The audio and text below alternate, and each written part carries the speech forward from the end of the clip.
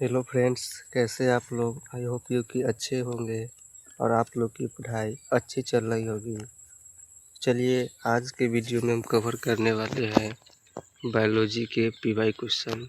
ये ऐसे PY question जो बार बार एग्ज़ाम में रिपीट होते हैं, जैसे एसएससी हो गया, रेलवे, स्टेट एग्ज़ाम हो गया। इन सभी एग्ज़ामों में ये क्वेश्चन रिपीट होते रहते हैं। तो चलिए आज का पहला प्रश्न है स्क्रीन पर कि मानव शरीर का नियंत्रण केंद्र कौन सा है। कह रहा है कि मानव शरीर का नियंत्रण केंद्र कौन सा है। मानव शरीर का नियंत्रण केंद्र कौन सा है। अगर आप लोग के पता हो तो ज़रूर बताइएगा कमेंट में। अगर चैनल पर नए हैं तो सब्सक्राइब ज़रूर कर दीजिएगा। तो कह रहा है मानव शरीर का नियंत्रण केंद्र कौन सा है। इसका सही जवाब हो जाएगा कौन सा, बताइए। हृदय, मस्तिष्क, फेफड़े, यकृत। इसका सही जवाब हो जाएगा बी ऑप्शन। भाई साहब, मस्तिष्क जो होते हैं ना, वो मानव शरीर के नियंत्रण का केंद्र होता है, मस्तिष्क।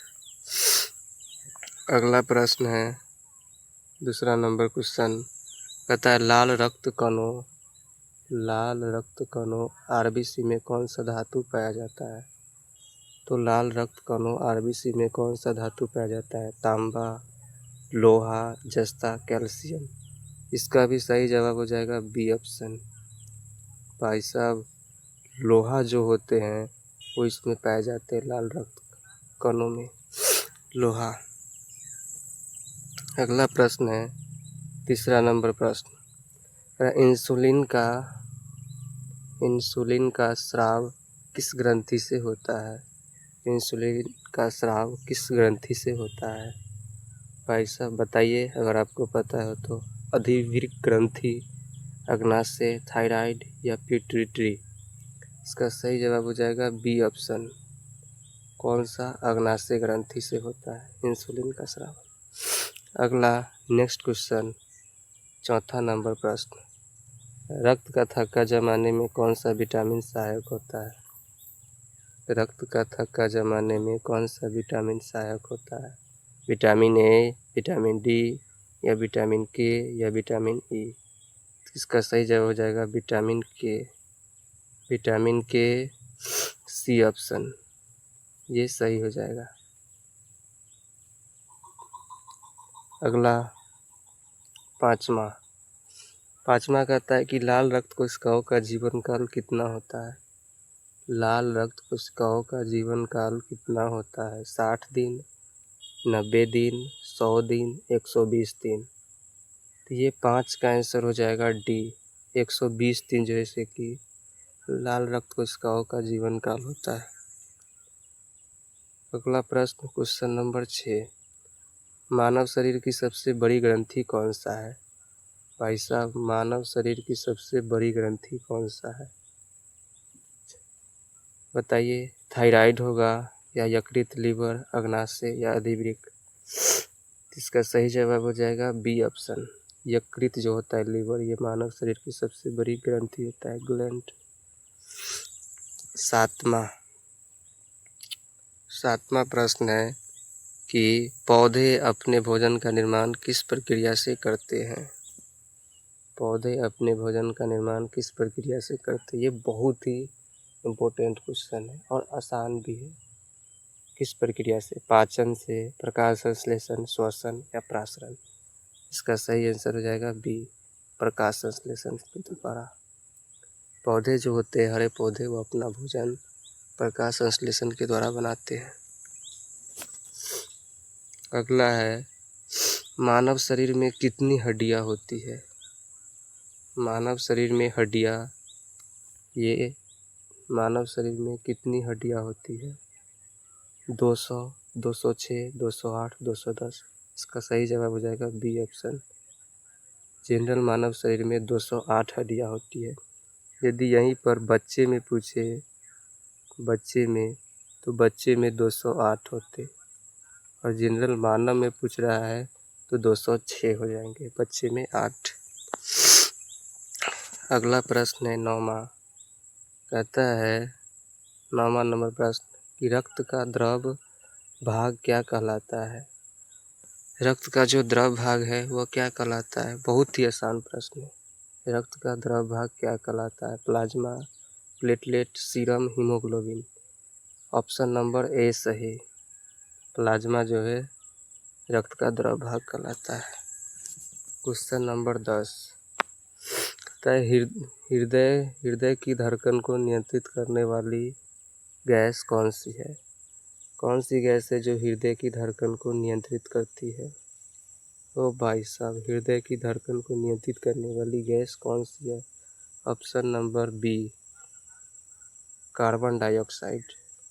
कार्बन डाइऑक्साइड जो है से कि हृदय की धड़कन को नियंत्रित करने वाली गैस होती है। अगला 11वां नंबर प्रश्न है शरीर का सबसे छोटा अस्थि कौन सा है। शरीर का सबसे छोटा अस्थि बोन, जिसे हड्डी भी कहते हैं, वो कौन सी होती है। ये होती है कान की स्टेपिस। ऑप्शन नंबर बी सही। 11 की स्टेपिस। क्वेश्चन नंबर 12 पसीना किस ग्रंथि से निकलता है। सेबेसियस ग्रंथि, स्वेद ग्रंथि, लार ग्रंथि, अधिवृक्क ग्रंथि। तो पसीना जो होते हैं वो हमारे स्वेद ग्रंथि से निकलते हैं, स्वीट ग्लैंड से। पसीना किस ग्रंथि से निकलता है। स्वेद ग्रंथि से। ऑप्शन नंबर बी सही। 12 की। अगला क्वेश्चन नंबर 13 कहता है डीएनए का पूरा नाम क्या है। ये वीवीआई प्रश्न है। डीएनए का फुल फॉर्म क्या है। डीएनए का पूरा नाम क्या है। Deoxyribonucleic acid, deoxyribonucleic acid, deoxyribose amino acid या डाइऑक्सीराइबोन्यूक्लिक एटम। इसका सही जवाब हो जाएगा A, deoxyribonucleic acid. A option इसका सही हो जाएगा। अगला है क्वेश्चन नंबर 14 में ये कहता है कि मानव शरीर में सबसे लंबी हड्डी कौन सी है। मानव शरीर में सबसे लंबी जो हड्डी होती है वो कौन सी होती है। भाई साहब, वो होती है फीमर, जांग की हड्डी। ऑप्शन नंबर बी सही। फीमर जांग की हड्डी होती है, ये सबसे मजबूत होते हैं, सबसे लंबा।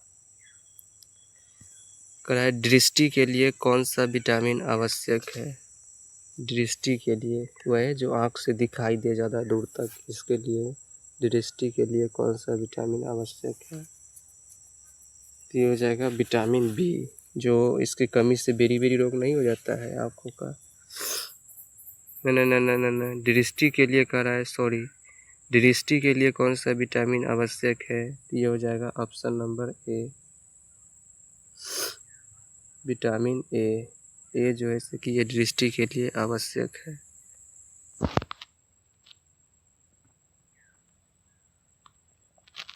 ये हो गया 15 नंबर। अगला 16वां प्रश्न।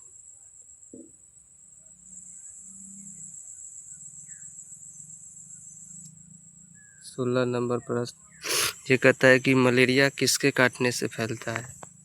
ओ भाई साहब, मलेरिया जो है कि वह किसके काटने से फैलता है। मादा एनोफिलीज मच्छर, नर मच्छर, हाउस फ्लाई, तसे मक्खी। तो इसका सही जवाब हो जाएगा मादा एनोफिलीज मच्छर। ए ऑप्शन इसका सही जवाब हो जाएगा। मादा एनोफिलीज मच्छर के काटने से मलेरिया होता है। क्वेश्चन नंबर 17 कहता है रक्त में श्वेत रक्त कोशिकाओं WBC का कार्य क्या है। वाइट ब्लड जो कार्पल्स होता है उसका कार्य क्या होता है। तो रक्त में श्वेत रक्त कणिकाओं का क्या कार्य होता है। उसका कार्य होता है संक्रमण से रक्षा करना। ऑप्शन नंबर बी सही, संक्रमण से रक्षा करना। अगला क्वेश्चन नंबर 18 ये कहता है कि मानव शरीर में इंसुलिन की कमी से कौन सी बीमारी होती है। मानव शरीर में इंसुलिन की कमी से कौन सी बीमारी होती है। रक्ताल्पता, डायबिटीज, उच्च रक्तचाप, थायराइड। इसका सही जवाब हो जाएगा डायबिटीज, जो है से कि ये इसकी कमी से होती है, diabetes, B option. Question number 19, कौन सा अंग शरीर का फिल्टर कहलाता है?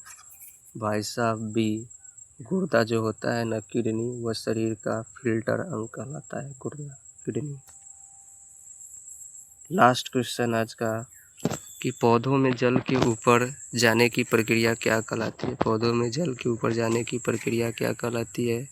ओ भाई साहब, केशिकत्व कहलाती है। पौधों में जल के ऊपर जाने की प्रक्रिया कहलाती है केशिकत्व। का सही जवाब हो जाएगा डी ऑप्शन, करेक्ट। तो ठीक है दोस्तों, आज की क्लास इतना ही।